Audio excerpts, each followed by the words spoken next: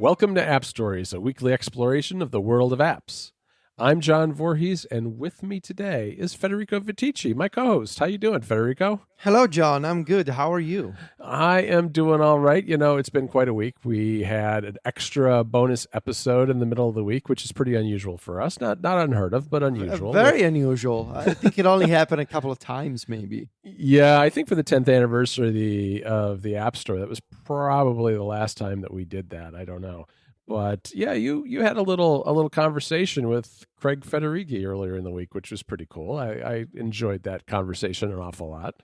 I was very thankful to be able to sit down for 40-something minutes with Apple's Craig Federighi and just be able to talk about all things iPad with a special focus on iPadOS and the new system pointer and sort of the design challenges that Apple faced when designing the pointer and the more technical aspects of why the pointer behaves the way that it does. For example, some of the interactions such as hover states and the pointer effects and how everything works together with drag and drop and multitasking. I think as an iPad fan and user myself, it was really a privilege to be able to hear some of the motivations behind the design of the OS that I use every day directly from the source. So it's always good to hear, from the people who make the software that you use, why it was built in the way that it is. And I hope that App Stories listeners enjoyed the conversation. This was our second time having Craig on the show last year for WWDC 2019. Fortunately, back then we could still have in-person events. That was, right. The before time, as they say. And so we sat down in person and we talked about all the announcements from WWDC, Catalyst and Swift UI, and of course iPadOS, which launched last year. Man, I cannot believe it's already been a year. But yeah, oh my God, WWDC is coming up. I know. It's coming up very fast. Yeah, if you're new to listening to this show, welcome, because a lot of people downloaded that episode a lot more than a normal episode.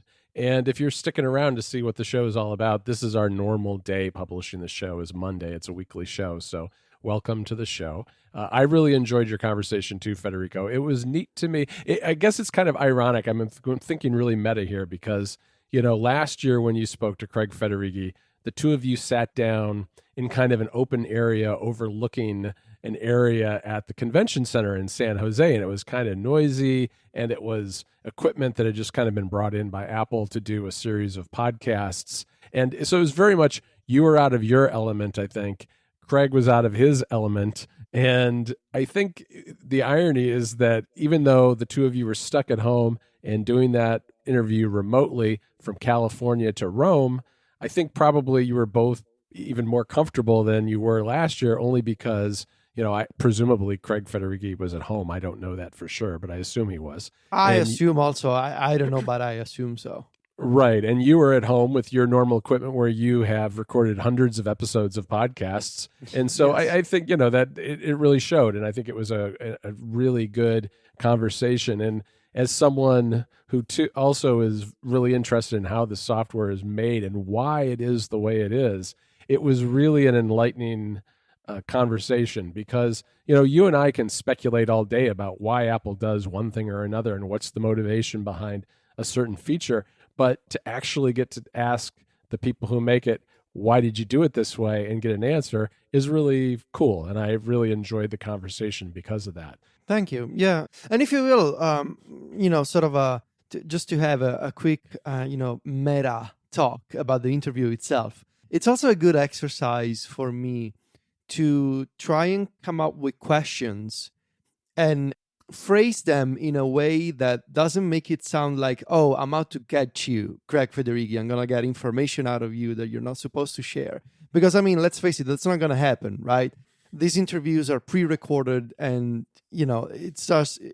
also they're pretty smart, the people who work at Apple, and they wouldn't just go on a podcast and accidentally tell you about the iPhone 13, right? That's just not going to happen. And so I always think it's kind of amusing when people on Reddit, I've seen some of those comments of like, oh, there's no new information revealed on these interviews, which, these sort of comments They do not necessarily apply to me or this interview in particular, but they apply to the talk show. They apply to other relay shows where Apple people were previously featured on. And yeah, of course, no secret information is being revealed on these interviews. But you do get that occasional nugget of information, right? And you do get that context, which I think is the most important element here, and really what drives the value of these interviews, to be able to have the context and a clear, especially from Craig, who's such a smart individual, to get that clarity, to get that context of the message.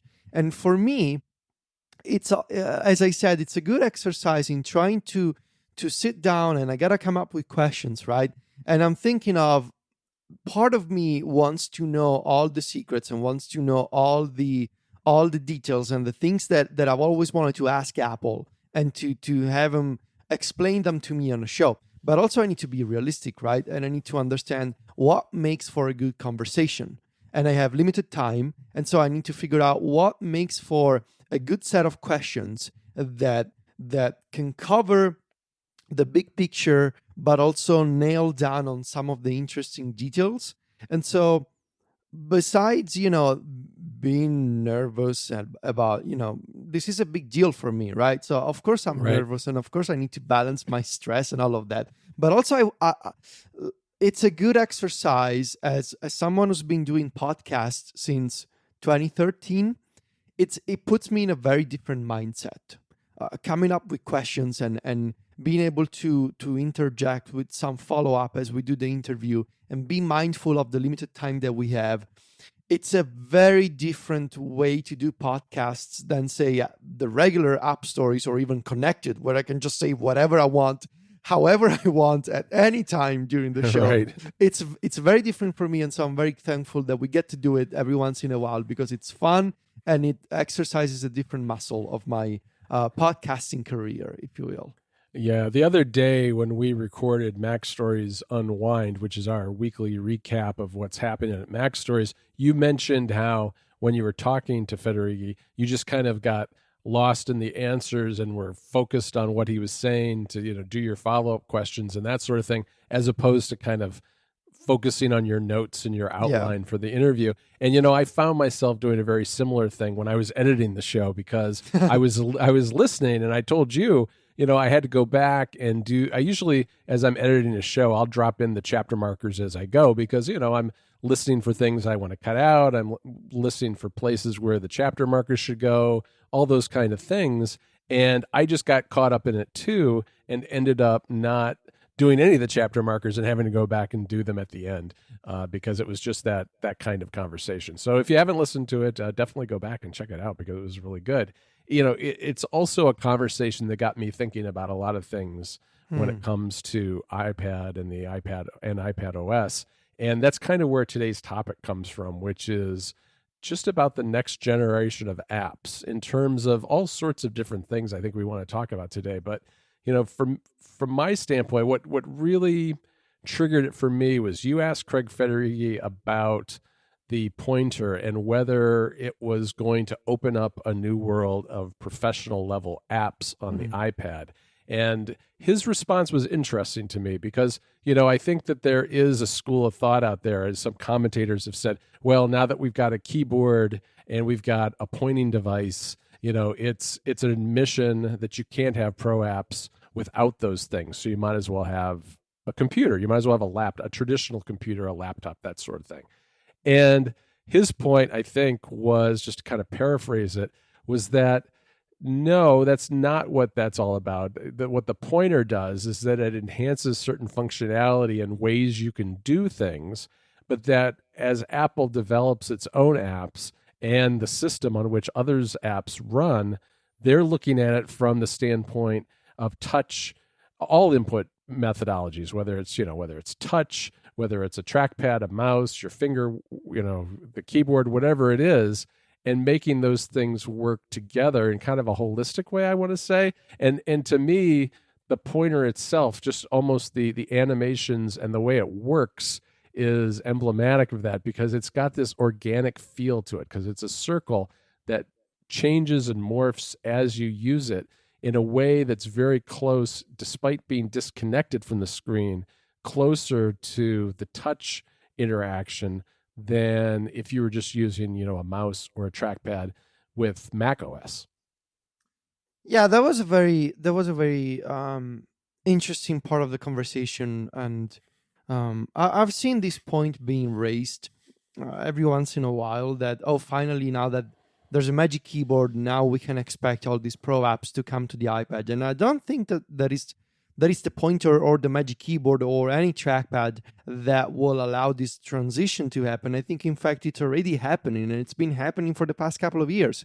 I think, if anything, it was the 2018 iPad Pro that really accelerated this transition or this change. Not even a transition, it's a change on the App Store, because Right. you could argue that it's been, for the past couple of years, we've been seeing more and more Pro apps come to the iPad. I mean, of course, Photoshop comes to mind, but also it's not necessarily like an influx of new Pro apps, but rather I think a change in mindset of developers of existing apps who are now thinking about the iPad and the iPad OS in a different way. So whereas before some developers would say our iPad app is a companion utility to the desktop experience, now they are more and more prioritizing feature parity between Mac and iPhone and iPad, especially now that the same app can be a single universal purchase across different platforms.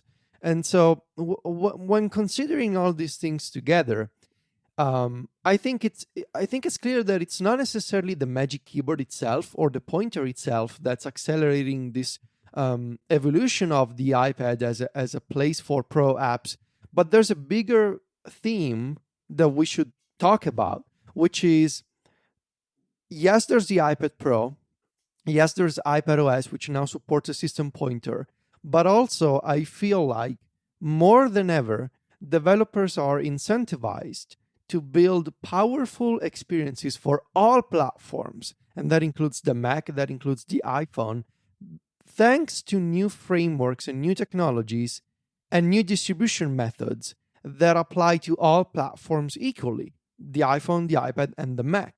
And this idea of it's not just the Magic Keyboard, it's not just the iPad Pro, it's on every Apple platform that you can now find a Pro app. I mean, you can find Pro apps on the iPhone, right? It's totally normal.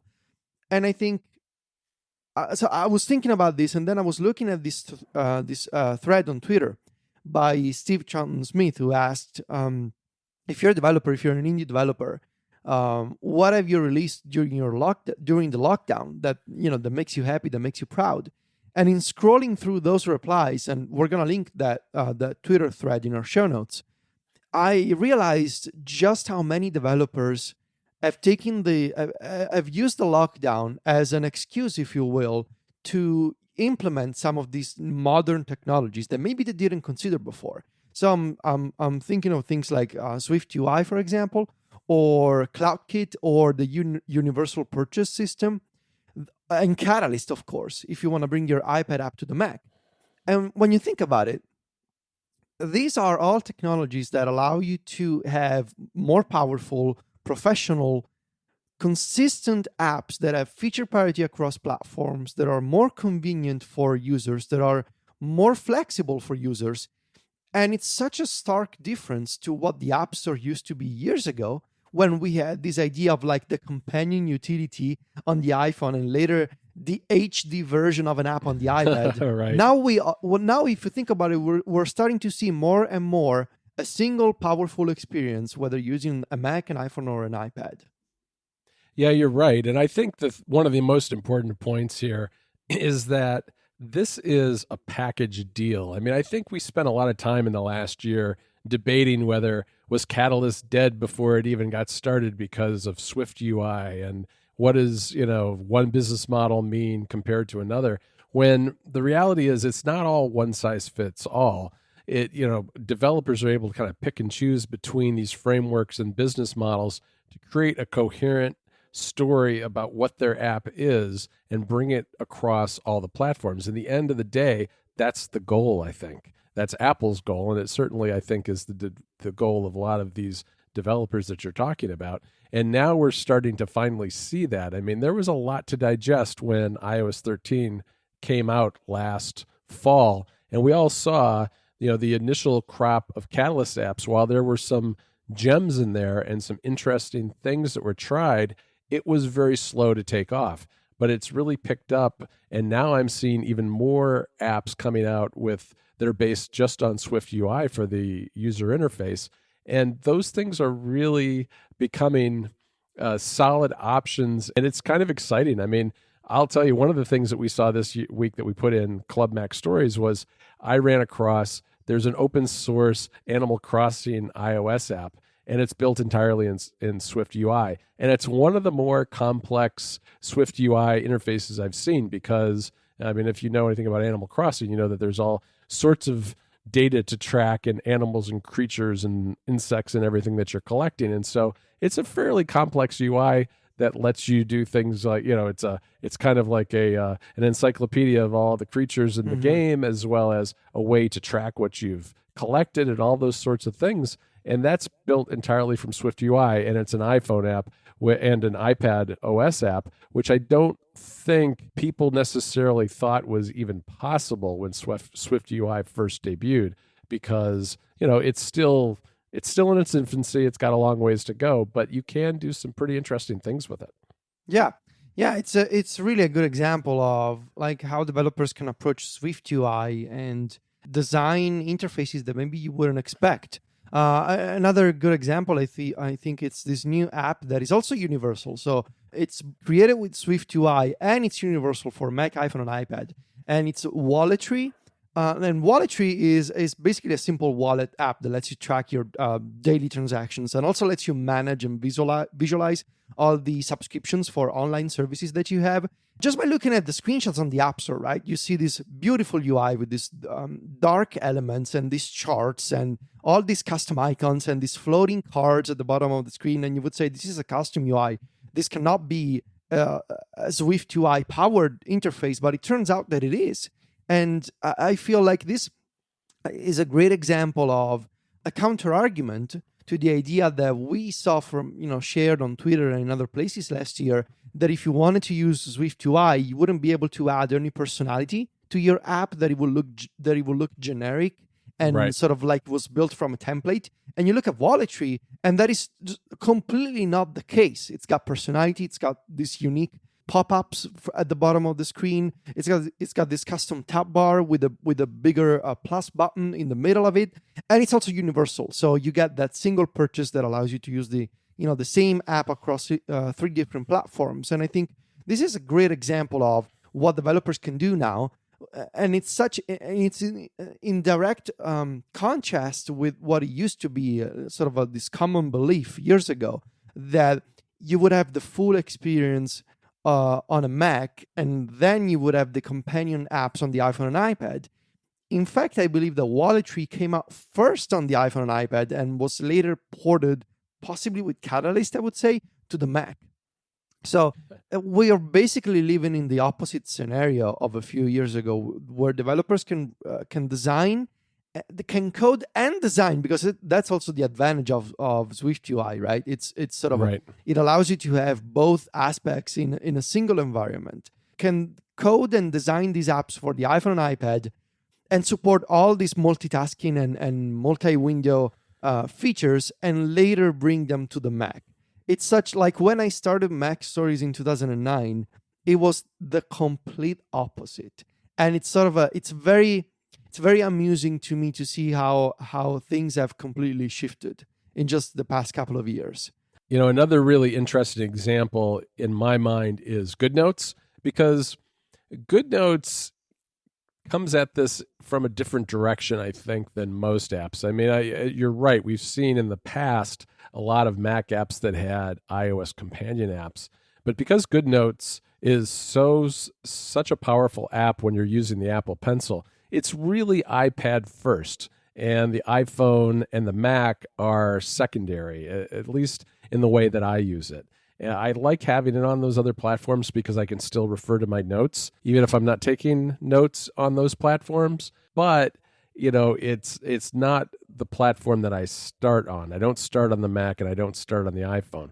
So they originally had an iPad and an iPhone app and a separate Mac app. And the separate Mac app, my sense is it didn't do that great because, yes, Macs can have touch interfaces because there's Wacom tablets and that sort of thing. And those worked with that older version of GoodNotes. But being able to kind of unify that code base using Catalyst when they introduced that version really makes that app strong across all fronts, because in the past, GoodNotes would get updated on iOS, and then it would be months before the Mac app got the same features. And that was because it was, a completely different code base. It maybe wasn't an app that was doing quite as well as the iPad version. And so it didn't go in lockstep with all the versions. Now, however, it's all one code base, and it's been getting updates frequently, just like the iPad version. So it's kind of created this continuum of experiences for that app, like it has for a lot of others, that make it more powerful for users because they can expect the same experience whether they're on their Mac or their iPad, or at least a comparable experience in terms of feature sets and that sort of thing. Yeah, continuum is a good way to describe this, a continuum of the experience, and in fact, something that I'm really interested in keeping an eye on as a trend is the combination of CloudKit and universal apps. So the idea that you can purchase the same app and have it available on 3 platforms, but also your data is available everywhere. And so I was taking a look at a couple of examples here. Broadcasts, which is the new internet radio app by Steve Troughton-Smith. It's a universal purchase, and you can use it on the iPhone, the iPad, and the Mac. And also, it now uses CloudKit. So you have super fast and reliable iCloud-based sync that does not require you to create any account.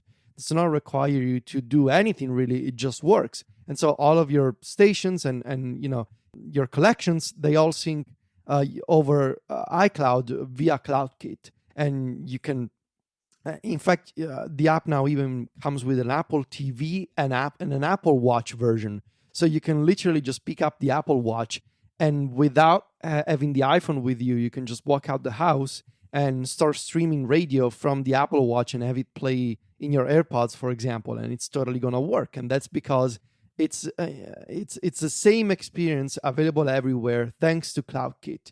And another good example, this new Read Later app that I also found on Twitter called Abyss, which is a Read Later app. It's a very simple Read Later app to save articles for later. And it's available on the iPhone, iPad, and Mac because it's a universal purchase. And it syncs the articles that you want to read later via CloudKit. So, just by adopting these two technologies, the developers of Abyss were able to, or is it Abyss? Did you say Abyss it's or more, Abyss? I'd say more Abyss. Abyss, maybe, yeah.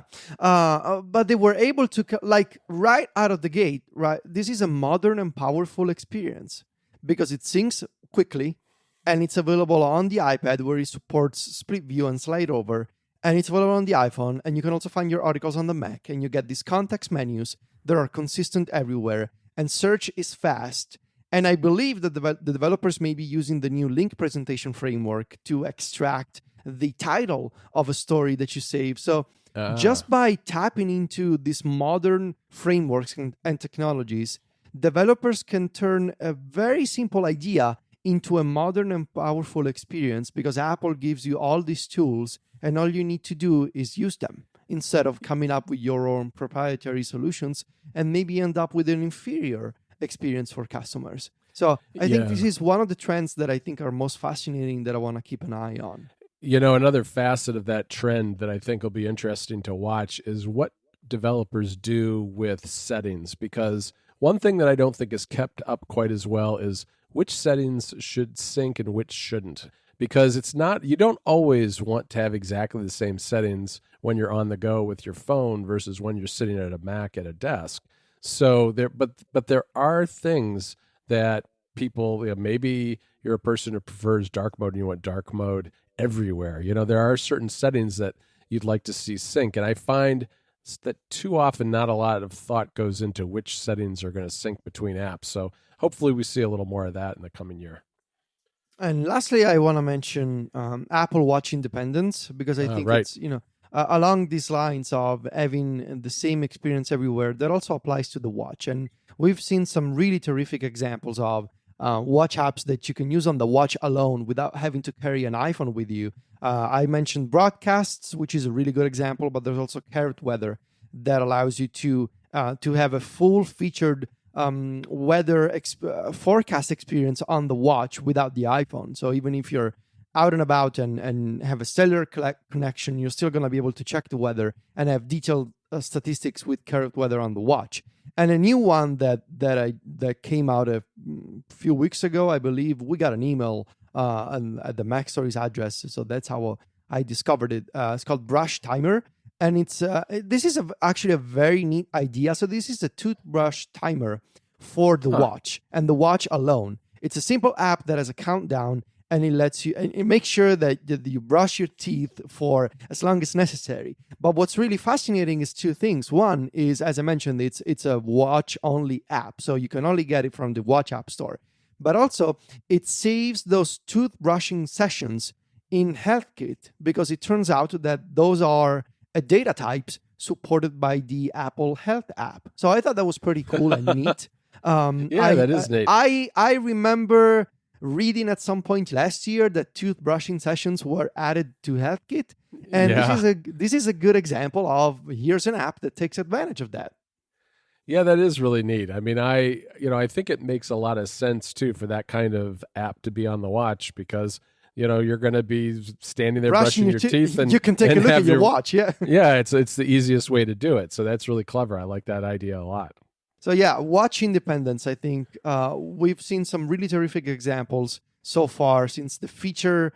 This became a possibility, I believe, last year. And now the developers can integrate this with universal purchases, because that's also something to consider. Universal purchases also apply to the Apple Watch and to the Apple TV. Definitely one of the aspects of App Store distribution and developer trends that we're going to monitor over 2020, and that I'm sure we're going to discuss on App Stories again in the near future. Yeah, we've already started to see a lot of these apps coming in, developers contacting us. So I think this is definitely going to be a big trend for the coming year. And I'm really looking forward to it. I'm getting really excited about WWDC now, Federico. I mean, we're getting close. We're just, I don't know, what is it, like maybe 6 weeks away? I don't even know. But it's time is a flat circle these days. But I do know that June 22nd will be on us before we know it. So that's going to be great. And we're going to do something special here in App Stories. We're not really ready to reveal exactly what that's going to be, but we've been thinking about doing something extra and special for all the listeners during that time. All right, Federico. Well, good conversation, and congratulations again on your interview this week. That was really great, and I'm looking forward to listening to it again. You can find both of us over on macstories.net. Federico is at Viticci on Twitter and Instagram. That's VITICCI, and I'm at John Voorhees. JOHNVOORHWS. Talk to you next week, Federico. Ciao, John.